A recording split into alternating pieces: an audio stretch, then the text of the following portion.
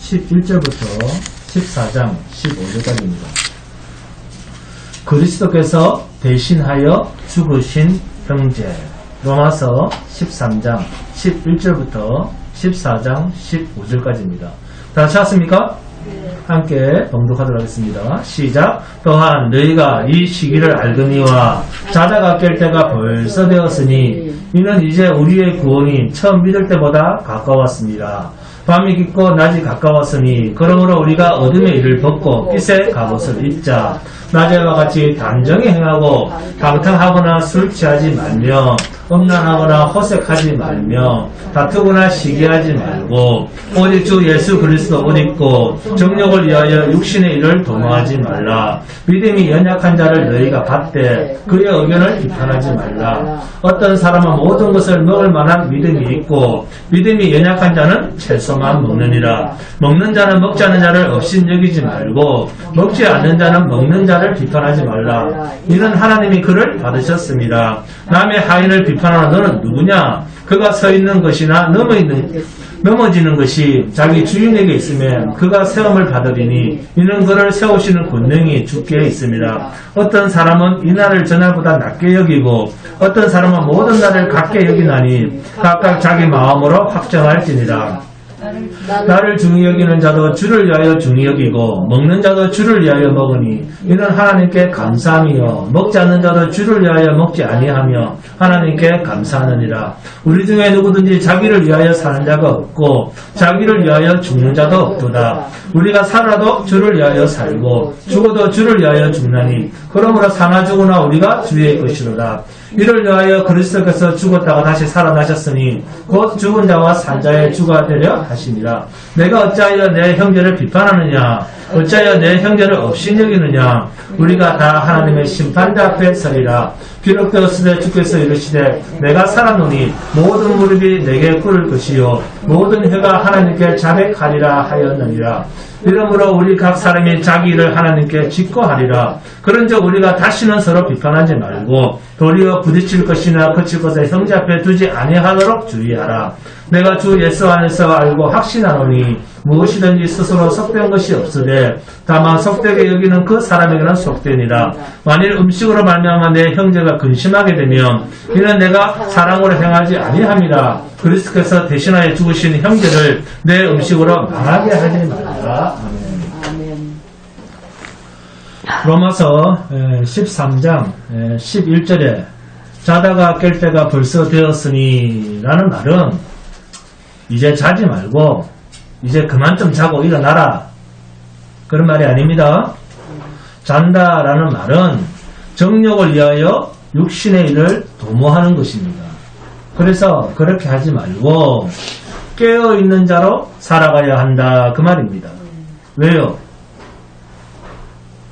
로마서 13장 11절 첫머리와 로마서 13장 14절을 잘 보세요. 11절부터 봅니다. 또한 너희가 이 시기를 알거니와 여기 시기라는 때에 줄을 긋습니다. 시기라는 말은 때란 말이죠. 그게 줄을 긋고 자 14절입니다. 오직 주 예수 그리스도 옷 입고 여기에 줄을 긋고 11절에 시기와 14절에 오직 주 예수 그리스도를 옷 입고 여기를 서로 연결시킵니다. 여러분 만일 깨어있는 자로 살아가지 못한다면 그 자체가 시기를 알지 못한 채 살아가고 있는 자다 그 말입니다. 깨어있는 자로 살아가지 못한다면 그 자체가 시기를 알지 못한 채 살아가고 있는 자다 그 말이에요. 바꿔 말하면 깨어있는 자로 살 때만이 이 시기를 아는 자가 되는 것입니다. 여기서 이 시기를 안다는 것은 우리가 살아가는 이 시대가 어떤 시대인가를 바로 안다는 말입니다. 이 시대가 어떤 시대입니까? 네, 로마서 13장 12절에 보니까 밤이 깊고 낮이 가까웠으니 12절 나오죠? 밤이 깊고 낮이 가까운 시기다 그 말이에요. 이 시기를 다른 곳에서는 뭐라고 하느냐? 데살로니가전서 5장 1절에서 8절입니다. 함께 봉독합니다. 데살로니가전서 5장 1절에서 8절입니다. 이 시기를 뭐라고 하는지 보겠습니다. 데살로니가전서 5장 1절에서 8절입니다. 데살로니가전서 5장 1절에서 8절입니다. 데살로니가전서 5장 1절에서 8절입니다. 자, 함께 봉독합니다. 시작. 형제들아, 때와 시기에 관하여는 너희에게 쓸 것이 없음은 주의 날이 밤에 도둑같이 이룰 줄을 너희 자신이 자세히 알기 때문이라. 그들이 평안하다 안전하다 할 그때에 임신한 여자에게 해산의 고통이 이른과 같이 멸망이 갑자기 그들에게 이르니 결코 피하지 못하리라. 형제들아, 너희는 어둠에 있지 아니하며 그날이 도둑같이 너희에게 임하지 못하리니 너희는 다 빛의 아들이요 낮의 아들이라. 우리가 밤이나 어둠에 속하지 아니하나니 그러므로 우리는 다른 이들과 같이 자지 말고 오직 깨어 정신을 차릴지라. 자는 자들은 밤에 자고 취하는 자들은 밤에 취하되 우리는 낮에 속하였으니 정신을 차리고 믿음과 사랑에 호심경을 붙이고 구원의 소망에 투구를 쓰자. 이 시기가 어떤 시기라고 합니까? 멸망이 호련히 임할 시기라는 겁니다. 멸망이 호련히 임할 시기입니다. 어둠의 자리에 있는 사람에게는 멸망이 다가오는 자리요, 낮과 같이 빛 가운데 거하는 자에게는 구원의 소망이 있는 시기랍니다. 이 시기가 언제입니까? 종말이다 그 말이에요. 이것을 에베소서 6장에서는 뭐라고 표현을 했는가 하면 에베소서 6장 봅니다. 에베소서 6장 10절에서 17절입니다. 에베소서 6장 10절에서 17절입니다. 함께 공독합니다. 에베소서 6장 10절에서 17절입니다. 시작. 끝으로 너희가 주 안에서와 그 힘의 능력으로 강건하여지고 마귀의 관계를 능히 대적하기 위하여 하나님의 전신갑주를 입어라. 우리의 씨름은 혈과 육을 상대하는 것이 아니요 통치자들과 권세들과 이 어둠의 세상 주관자들과 하늘에 있는 악의 영들을 상대함이라. 그러므로 하나님의 전신갑주를 취하라. 이는 악한 날에 너희가 능히 대적하고 모든 일을 행한 후에 서기 위함이라. 악한 날, 어떤 날이죠? 종말입니다. 14절. 그런즉 서서 진리로 너희 허리띠를 띠고 의의 호심경을 붙이고 평안의 복음이 준비한 것으로 신을 신고 모든 것 위에 믿음의 방패를 가지고 이로써 능히 악한 자의 모든 불화살을 소멸하고 구원의 투구와 성령의 금 곧 하나님의 말씀을 가지라. 이처럼 밤이 깊고 낮이 가까운 시기는 하나님의 심판이 있는 시기입니다. 이런 시기가 이제는 더 가까이 왔다는 것입니다. 주의 재림이 우리가 처음 믿었을 때보다 더 가까이 왔다는 거예요. 그래서 이런 종말의 때는 어떻게 해야 된다고요?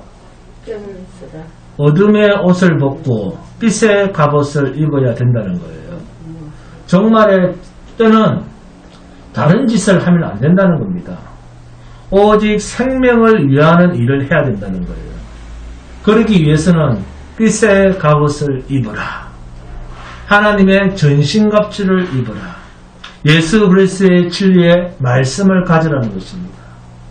이 말과 비슷한 말이 회개하라 천국이 가까워 왔느니라 입니다.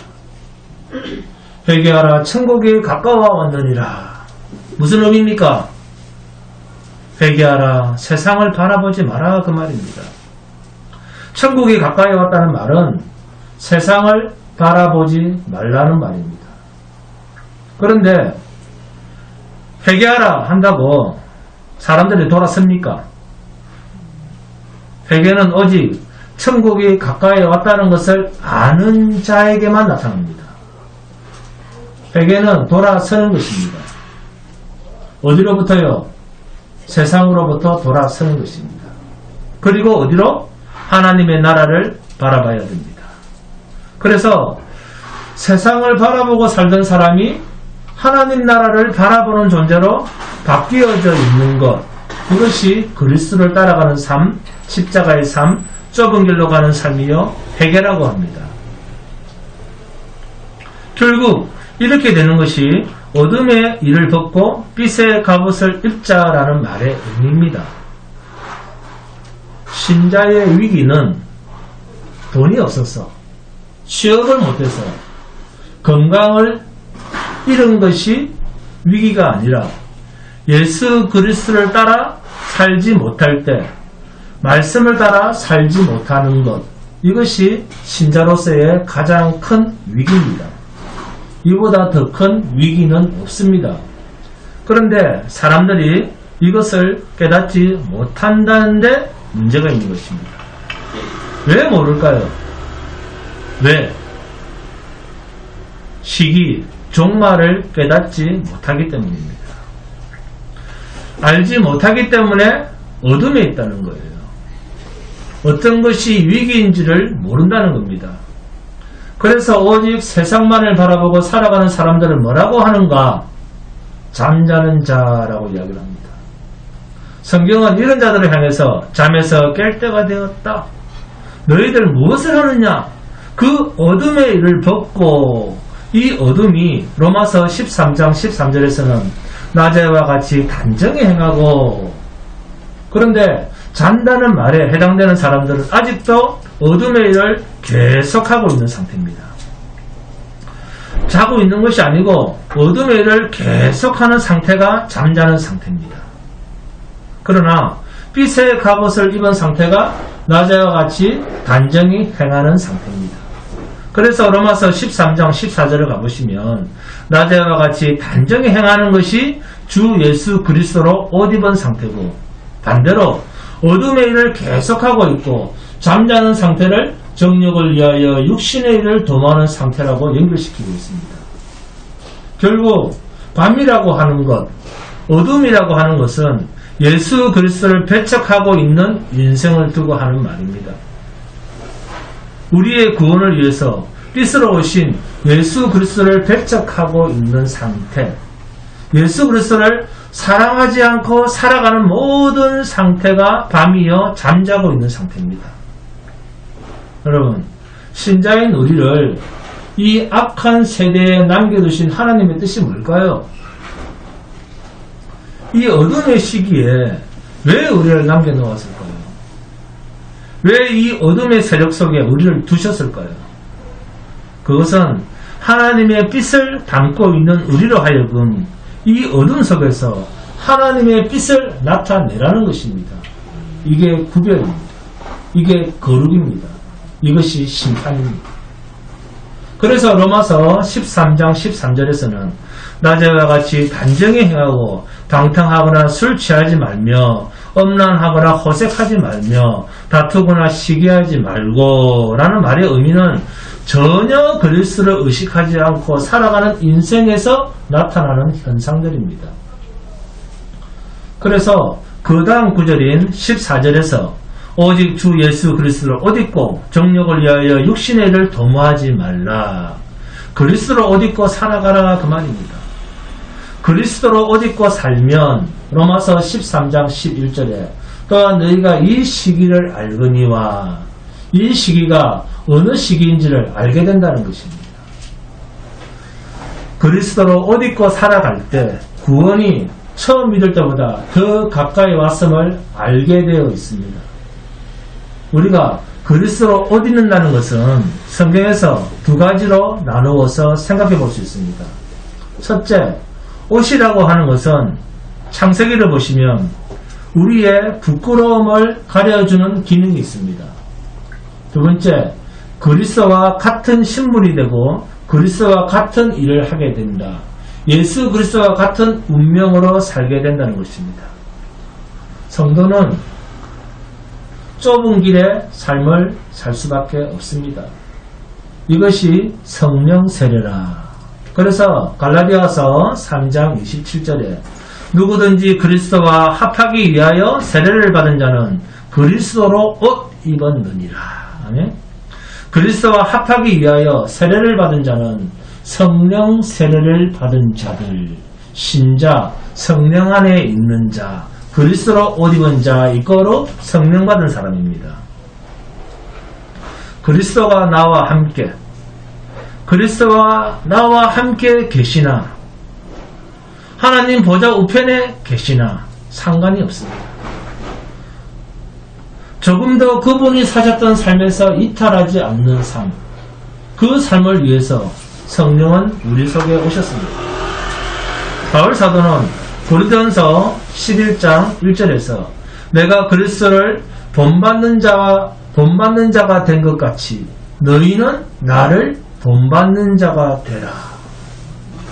무엇을 본받습니까? 무엇을 본받아라는 거예요? 예수 그리스도의 십자가의 삶을 본받는 겁니다. 그래서 바울 사도는 죽기까지 예수의 분신으로 살기를 원했고 그렇게 살다가 갔습니다. 그래서 에베소서 5장 8절에서 너희가 전에는 어둠이더니 이제는 주 안에서 빛이라. 빛의 자녀들처럼 행하라. 우리에게는 그리스도의 빛이 와 있습니다. 내 빛이 아닙니다. 빛 대신 그리스도를 증거하는 그분이 우리 속에 있습니다. 예수를 나타낼 수밖에 없는 자가 성도입니다. 이러한 자가 그리스도로 옷 입고 살아가는 신자입니다. 그리고 이것이 우리가 세상에 존재하는 이유입니다.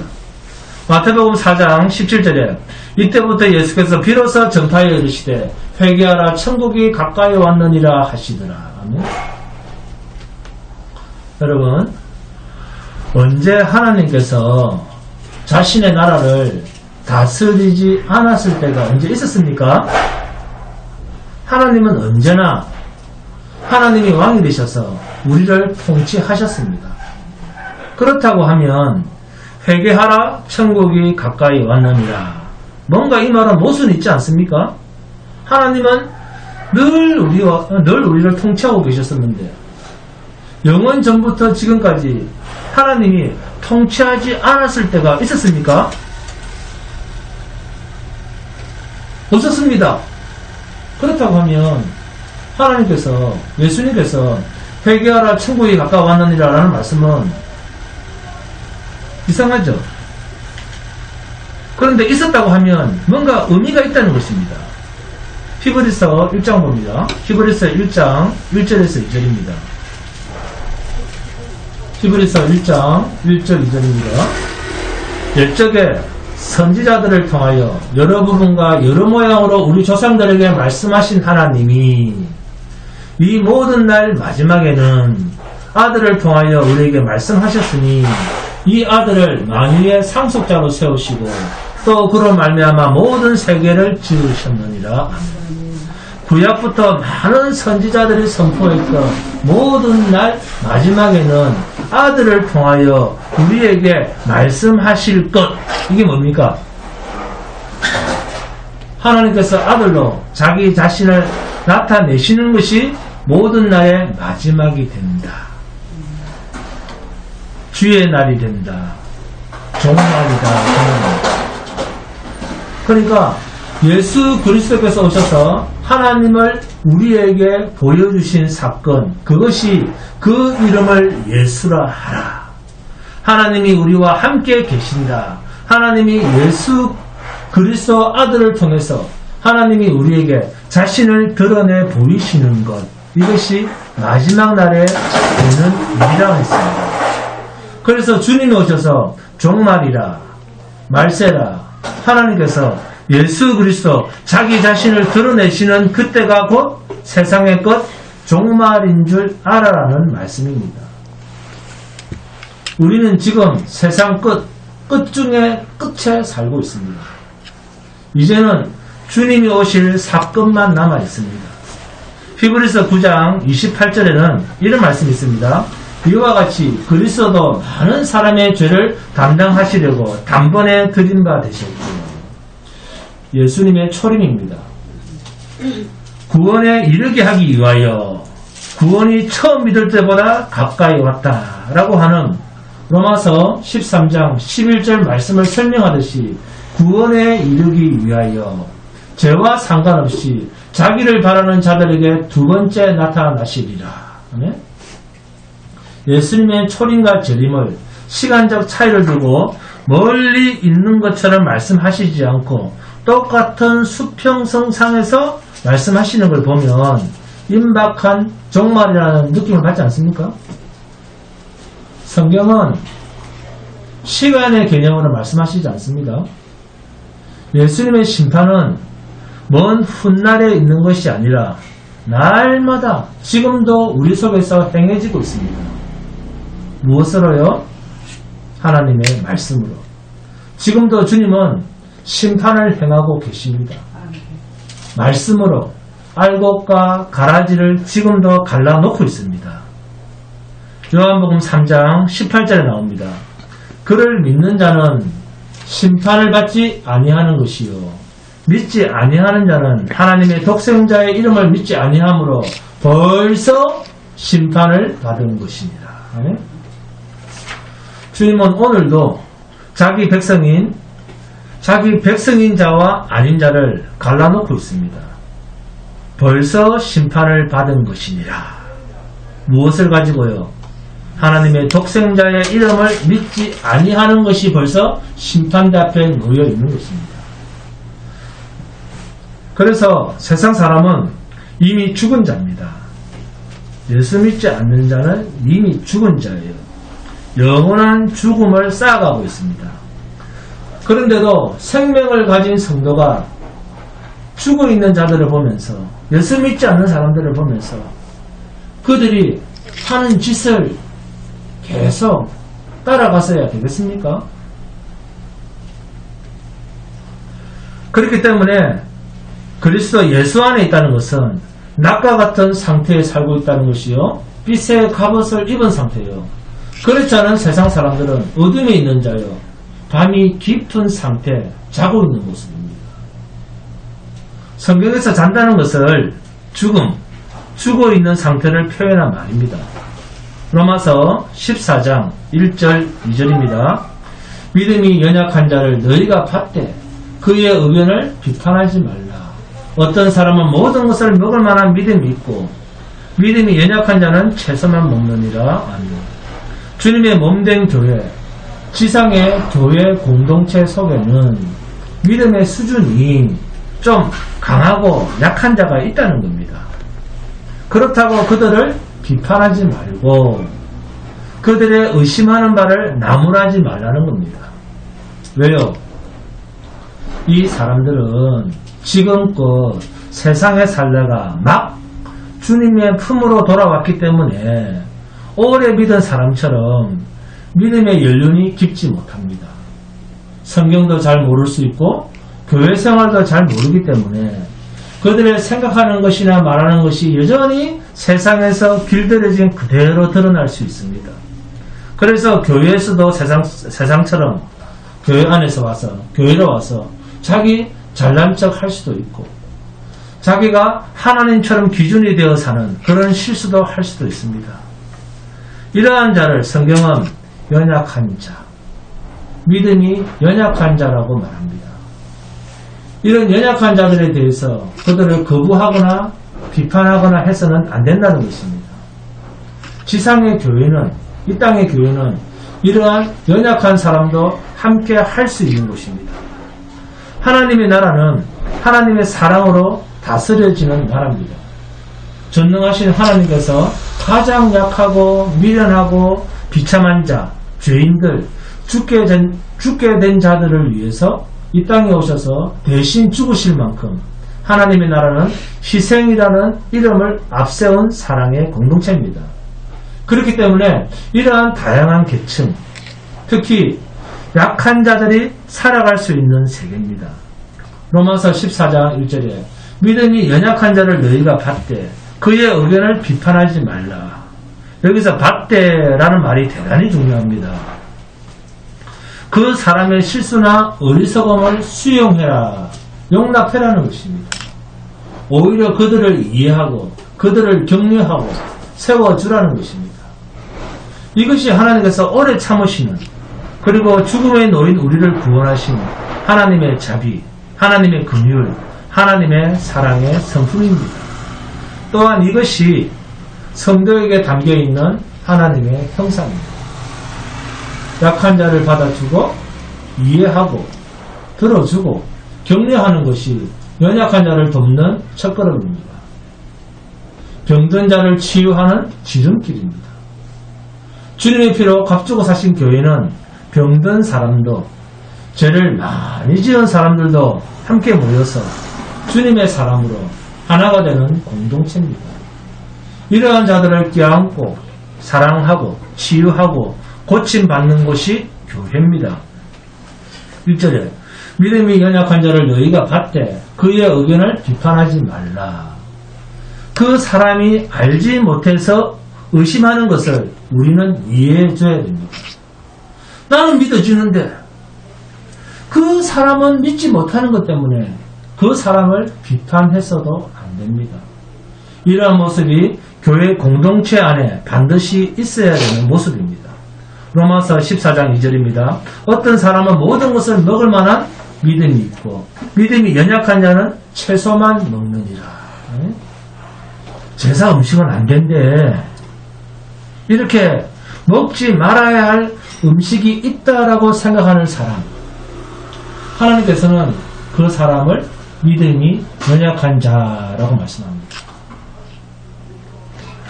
그런데 무슨 일이든지 다 소화할 수 있는 사람, 물론 믿음이 강한 사람입니다. 하나님께서는 저와 여러분이 무슨 일을 만나든지 모든 것을 하나님의 뜻대로 하나님이 주신 줄 알고 다 수용할 수 있는 믿음이 강한 자가 되기를 하나님은 원하십니다. 성숙한 믿음이란 모든 것에 대해서 자유한 사람입니다. 좋은 것도 싫은 것도 모두 수용할 수 있는 사람을 성경에서는 성숙한 믿음의 소유자다라고 성경은 말씀합니다. 그런데 자기만 생각하고 자기 생각만 옳은 사람, 그런 사람이 약한 사람입니다. 믿음이 약한 사람이에요. 늘 성경이 아니라 자기 기준에서 보기 때문에 그렇습니다. 고린도전서 10장 23절 24절입니다. 모든 것이 가하나 모든 것이 유익한 것은 아니며 모든 것이 가하나 모든 것이 덕을 세우는 것은 아니니 누구든지 자기의 유익을 구하지 말고 남의 유익을 구하라. 자기가 기준이 되지 말고 남이 되어줘라, 그 말입니다. 이것이 믿음 있는 사람에게, 믿음이 강한 사람에게 권하는 말씀입니다. 믿음이 약한 사람한테 권하는 말씀이 아니라 믿음이 강한 사람에게 권하는 말씀입니다. 믿음이 강한 사람은 무슨 음식을 먹든 시험에 들진 않습니다. 그러나 우리 중에는 음식도 골라 먹어야 되는 사람도 있습니다. 그래서 우리 중에 먹지 말아야 돼 라고 생각하는 사람이 있으면 나도 먹지 않겠어 라고 하는 이러한 자세가 필요하다는 겁니다. 이것이 성숙한 믿음입니다. 하나님께서 이렇게까지 잘하게 하십니다. 내가 하는 것이 아닙니다. 하나님의 관심은 하나님의 백성을 구원하는 데 있습니다. 그리스도의 사랑은 죽어가는 영혼들을 구원하는 일에 전력 투구하는 자입니다. 성도는 그리스도의 사랑으로 진정 자유함을 누릴 줄 아는 자들입니다. 그리스도 안에서의 자유, 이것이 신앙의 최고의 경지입니다. 영적인 자유함을 누리는 것입니다. 그 어떤 것에도 걸리지 않습니다. 우리는 율법도 신자를 속박할 수 없습니다. 주님의 이 놀라운 십자가의 사랑은 자유, 안식, 평강입니다. 로마서 14장 3절입니다. 먹는 자는 먹지 않는 자를 업신 여기지 말고 먹지 않는 자는 먹는 자를 비판하지 말라. 이는 하나님의 글을 받으셨습니다. 믿음이 약한 사람을 하나님께서는 이미 그 사람을 받으셨답니다. 믿음이 약한 정도가 아니라 믿음의 기준에도 들지 않습니다. 우리들도 마찬가지입니다. 우리들도 하나님의 기준에 들지 못했던 자들이었습니다. 그래서 죽어야 할 자들이었습니다. 그런데 하나님께서 그리스도 예수 안에서 우리를 부르셨고 우리를 새 사람으로 만들어가고 계십니다. 이렇게 우리를 단장해 가시면서 오늘의 우리를 있게 하신 것처럼 내가 볼 때, 우리가 볼 때 연약한 자도 하나님께서는 그를 용납하시고 받으시고 새롭게 고쳐가시기 위해서 하나님께서 그 사람을 부르신 것입니다. 그래서 로마서 14장 4절 말씀이 남의 하인을 비판하는 너는 누구냐? 그가 서 있는 것이나 넘어지는 것이 자기 주인 누굽니까? 하나님에게 있으며 그가 세움을 받으리니 이는 그를 세우시는 권능이 주께 있습니다. 하나님께서 나 같은 자를 용서하셨다면, 하나님께서 나를 용서하시겠다면, 나를 용서하셨다면 우리도 모든 사람에 대하여 용서해야 됩니다. 하나님께서 사랑하시기로 작정하고 사랑을 시작하셨다라고 하면 우리도 사랑해야 됩니다. 이것이 가족이요 교회입니다. 정죄가 아니고 용서입니다. 하나님께서 세워주실 그 자리까지 우리는 기다려줄 줄 알아야 됩니다. 우리는 남을 심판하거나 판단할 자격이 없는 자들입니다. 하나님께서 나 같은 자도 참으셨다면 우리도 참아야 됩니다. 나 같은 죄인도 사랑하신 하나님, 그렇다고 하면 저 사람도 하나님이 사랑하실 수 있습니다. 하나님의 사랑으로 격려하시기 바랍니다. 하나님의 사랑으로 축복하시고 함께 울어주시기 바랍니다. 이것이 하나님께서 저와 여러분에게 주신 은혜의 삶입니다. 이런 사람이 그리스도인이요 세상이 감당치 못하는 사람입니다. 우리는 사랑만 하면 됩니다. 예수님도 잘도 속아주신 것 같습니다. 그렇죠? 예수님도 일부러 속아주셨어요. 제자들이 결국 하나같이 다 배신하고 어느 정도 이 제자들이 못된 놈들인 줄 알면서도 예수님께서는 그들의 발을 씻기십니다. 아니, 그들을 위해 십자가에서 죽으시기까지 용납하십니다. 도망한 제자들을 향해서 아이고, 이 어리도 없고 이 싸가지도 없고 정말 형편없는 녀석들, 그렇게 말씀하시지 않았습니다. 너 도대체 왜 그래? 정신 좀 차려, 제발! 이라고. 볶으면 누구든지 도망밖에는 갈 곳이 없습니다. 다 도망가 버립니다. 그렇게 하면 교회란, 가족이란 서로의 사랑과 격려로 먹고 사는 공동체입니다. 가족이란 것은 옳고 그름으로 판단하는 것이 아닙니다. 부모와 자식, 그 어느 쪽도 옳은 편은 없습니다. 다만 이 답답한 지경이 우리 가정 안에 들어온 이유가 바로 우리 모두가 마귀로 인해서 선악과를 따먹고 난 뒤에 범죄함으로 인한 죄의 증상입니다. 있어서는 안 될 죄의 후유증이에요. 사탄은 아담과 하와에게만 선악과를 먹인 것이 아닙니다. 오늘 우리들에게도 매 순간 이 선악과를 먹여서 우리로 하여금 다툼의 근원이 되는 선과 악을 판단하도록 우리를 조정하고 있습니다. 그렇다면 우리는 뭘 해야 됩니까? 생명나무 실과를 먹어야 됩니다. 생명나무는 예수 그리스도입니다.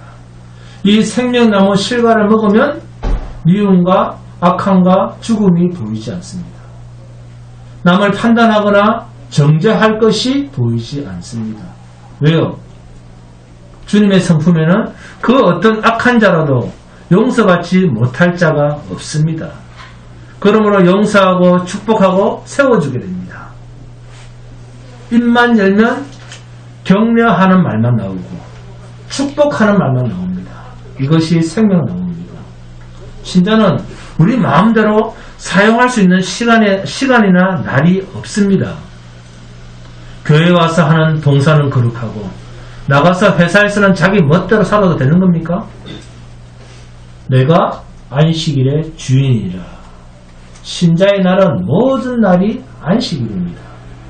그래서 안식일을 귀하게 여기는 사람은, 주님을 귀하게 여기는 사람은 일요일을 주일로 지키든 토요일을 주일로 지키든 모든 나머지 날들도 흐트러짐이 없습니다.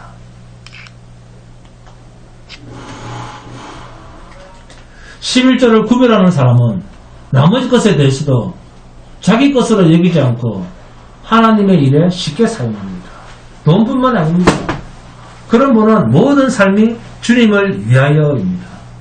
하나님을 위해서 섬기는 사람은 그 사람의 삶 전체가 하나님께 드려지는 삶이기 때문에 교회에서나 직장에서 가정과 사회에서도 삶이 다르지 않습니다. 먹어도 주를 위하여 먹고 먹지 않아도 주를 위하여 먹지 않습니다. 나를 중히 여기는 것도 주를 위해 중히 여기고 모든 날을 주를 위해서 중히 여기고 삽니다. 여러분, 우리 모두는 다 연약한 죄인들입니다. 실수할 수 있습니다. 그러나 주님을 위해서 사는 삶이라고 하면 그런 실수 괜찮습니다. 로마서 14장 5절 6절입니다. 어떤 사람은 이 날을 전날보다 낮게 여기고 어떤 사람은 모든 날을 같게 여기나니 각각 자기 마음으로 확정할지니라. 우리가 살아도 주를 위하여 살고 죽어도 주를 위하여 죽나니 그러므로 사나 죽으나 우리가 주의 것이로다. 우리가 주의 것이로다. 얼마나 놀라운 축복입니까? 우리가 주의 것이로다. 이 말 듣고 감동받지 않습니까? 저나 여러분 모두 이런 신앙 고백을 할 수 있는 신자가 되시기를 바랍니다. 로마서 14장 10절입니다. 내가 어찌하여 내 형제를 비판하느냐? 어찌하여 내 형제를 업신여기느냐? 우리가 다 하나님의 심판대 앞에 서리라.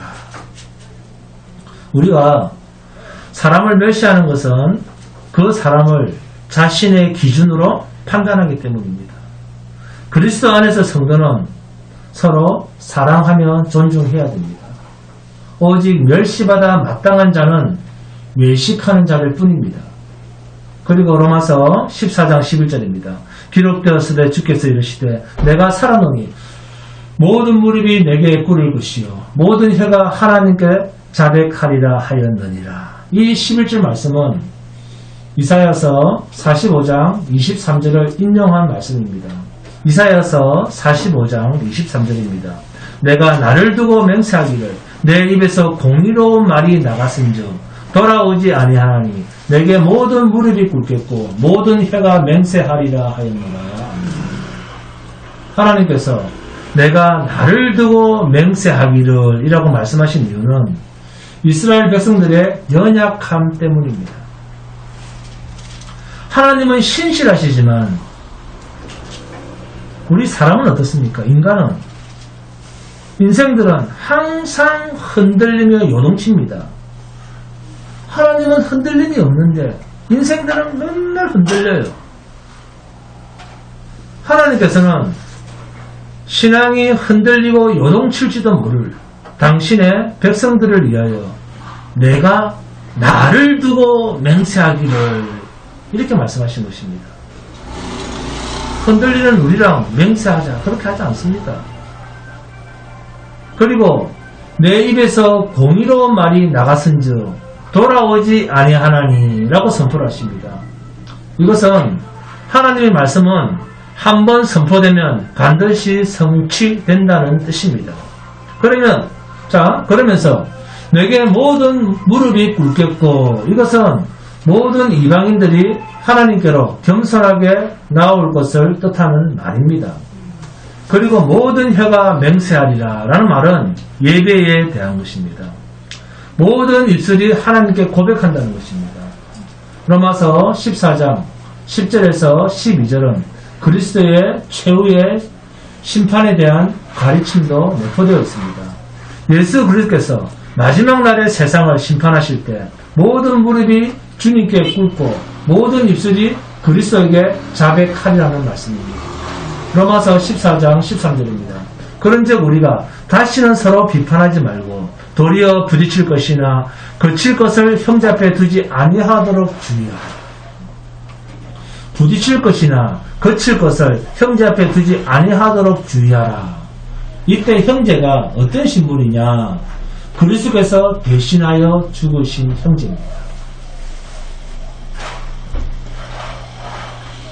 로마서 14장 15절 말씀입니다. 만일 음식으로 말미암아 내 형제가 근심하게 되면 이는 내가 사랑으로 행하지 아니함이라. 그리스도께서 대신하여 죽으신 형제를 내 음식으로 망하게 하지 말라. 그리스도께서 대신하여 죽으신 형제란 뭘까요? 성도죠, 성도. 교회입니다. 그래서 신자된 자가 그리스도의 죽으심을 내 삶에서 가장 존귀한 것으로 여기는 자라고 하면 그리스도께서 대신 죽으심으로 나의 형제가 된 자 또한 귀하게 여기게 되는 것은 당연한 일이다 그 말입니다. 사람 자체가 귀하다 그런 말이 아니에요. 사람 자체가 귀하다 그런 말이 아니라 그리스도께서 대신 죽으신 그 은혜가 귀하기 때문에 형제된 자 또한 귀한 존재가 아닐 수가 없다 그 말입니다. 로마서 14장 14절입니다. 내가 주 예수 안에서 알고 확신하노니 무엇이든지 스스로 속된 것이 없으되 다만 속되게 여기는 그 사람에게는 속되니라. 스스로 속된 것이 없다는 말은 세상에는 거룩한 것이 없다 그 뜻입니다. 하나님께서 저주 아래에 두시면 다 똑같다는 것입니다. 그러므로 사람이 이건 속되다 저건 속되지 않다 이렇게 처음부터 우리 마음대로 결정한 것이 있었다고 하면 그런 것은 우리도 구분을 할 수가 있겠죠. 처음부터 그런 것이 있었다고 하면. 그런데 처음부터 우리가 속된 것, 속되지 않은 것을 구분해 놓은 것이 있다 없다? 없었기 때문에 어떤 사람이 저건 좀 부정한 것 같아. 그러면 그 사람을 좀 그냥 내버려 두라는 겁니다. 그러한 자는 어떠한 자요? 믿음이 약한 자라는 겁니다. 인간이 수많은 신을 만들어 놓았다고 해서 신자인 우리에게 그게 문제가 됩니까? 네? 아무 문제 안 되잖아요. 그와 마찬가지로 약한 자들은 그냥 놔두라는 겁니다. 믿음의 장성한 분량이 되면 다 해결이 되니까. 그리스도께서 그 사람을 인도해 가실 것입니다. 그렇게해서 대신 죽으신 십자가 구속의 하나님의 사랑을 가지고 그를 반드시 하나님의 하나밖에 없는 하나님께 순종한 독생자 예수 그리스도의 믿음의 자리까지 우리들 뿐만이 아니라 그 연약한 자도 그 자리에 아들의 자리에 주님께서 세우실 것입니다. 우리도 예수님처럼 온전히 하나님 앞에서 순종하도록 하나님의 아들로 세우실 것입니다. 지금은 비록 이렇지만 당신의 아들이 되도록 우리를 부르신 것입니다. 주님은 우리의 맏아들 되십니다. 그래서 이제는 너를 형제라. 하나님이라 부르지 말고 내 아버지, 너희 아버지라. 얼마나 감사합니까? 디모데전서 4장 4절을 보시면 하나님께서 지으신 모든 것이 선함에 감사함으로 받으면 버릴 것이 없나니. 아멘. 디도서 1장 15절에도 깨끗한 자들에게는 모든 것이 깨끗하나 더럽고 믿지 아니하는 자들에게는 아무것도 깨끗한 것이 없고 오직 그들의 마음과 양심이 더러운지라. 아멘. 그리스도 예수 안에 있으면 새로운 피조물입니다. 하나님이 거룩하다 하시면 거룩한 것입니다. 하나님이 우리 가운데 형제를, 하나님이 그리스도 예수 안에서 그를 거룩하다, 그 약한 자를 어렵다 하셨습니다. 우리는 지금 어려운 자들끼리 모여있는 것입니다. 그래서 의심하며 먹는 자는 죄라고 했습니다. 우리는 모든 것이 가한 자입니다. 아멘? 먹어야 하는 거, 이 제사 음식인데 먹지 않아야 되는 거를 스스로 생각하면서 자신의 행동을 스스로 책임지겠다고 하는 그 발상이 하나님 앞에서는 죄가 됩니다. 책임은 누가 집니까? 내가 집니까? 하나님이 집니다. 책임은 하나님이 지시는 거예요. 우리는 그 어떤 것도 그리스도 입장에서 생각하고 행동합시다. 우리에게 주신 형제를 대할 때도 내가 알고 있고 내가 실천하고 내가 생활하는 것과 똑같지 않다는 것 때문에 내 기준으로 내 형제를 판단하지 맙시다. 그리스도의 대신 죽으심이라고 하는 하나님의 은혜의 잣대로 형제를 대합시다. 그럴 때 우리에게 보여지는 것은 하나님의 사랑입니다. 의식법은 그리스도께서 오심으로 폐지되었습니다. 그리고 성탄절, 부활절, 추수감사절, 사순절 등 이런 절기에 해당하는 날들도 의미가 없어졌습니다. 그러므로 성도는 어떤 식물이든 먹을 수 있어야 됩니다. 예수께서 신자들의 삶에 이러한 자유를 위하여 오신 것입니다. 아멘? 종교에 매이지 마시기 바랍니다. 종교에 매이지 마시고 성도는 오직 말씀만이 주인이 되셔서 나의 주인이 되어서 먹든지 마시든지 무엇을 하든지 하나님의 사랑만 드러내는 복된 성도가 되시기를 주님의 이름으로 축원드립니다.